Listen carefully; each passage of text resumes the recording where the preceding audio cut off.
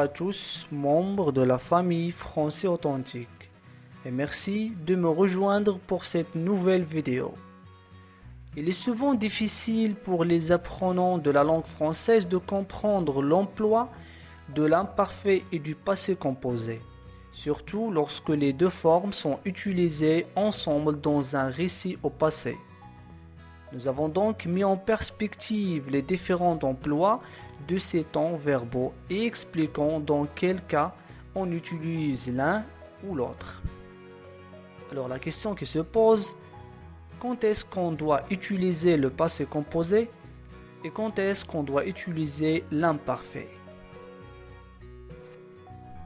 Alors commençons par l'imparfait. L'imparfait est utilisé dans trois cas. Le premier, c'est lorsqu'on veut décrire quelque chose dans le passé.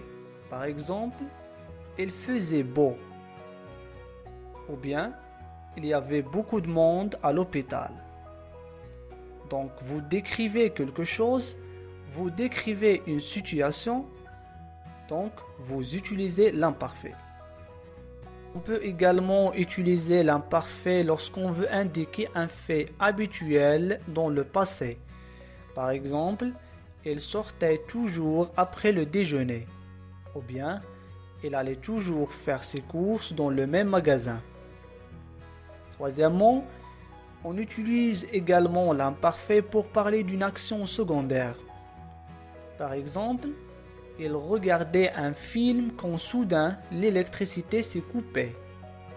Donc la vraie action, ce qui est intéressant dans ce que je viens de dire, c'est que l'électricité s'est coupée. Ça, ce n'est pas l'imparfait.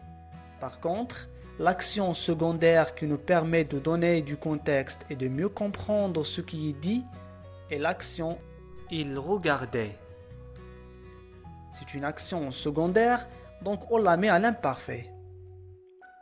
Comme ça, on a pu citer les trois cas dans lesquels on utilise l'imparfait. Passons maintenant au passé composé et quand est-ce qu'on l'utilise. Encore une fois, il y a trois grands cas dans lesquels on utilise le passé composé.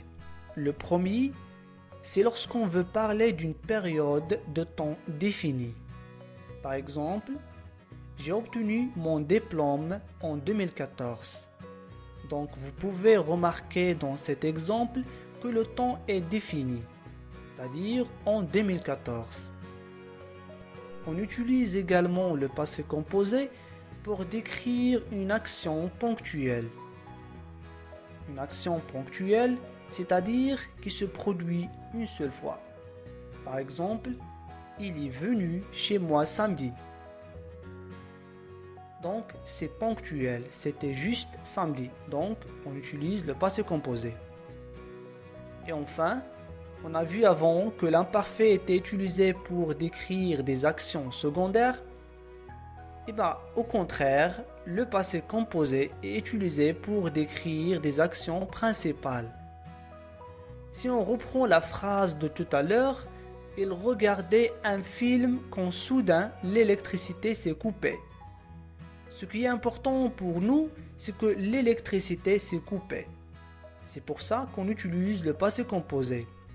Par contre, pour ce qui est secondaire, on utilise l'imparfait, c'est-à-dire il regardait.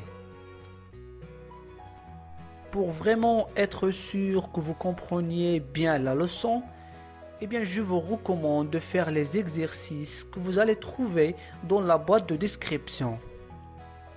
Et comme d'habitude, vous trouverez ainsi un livre gratuit à télécharger que vous pouvez l'avoir en cliquant sur le lien.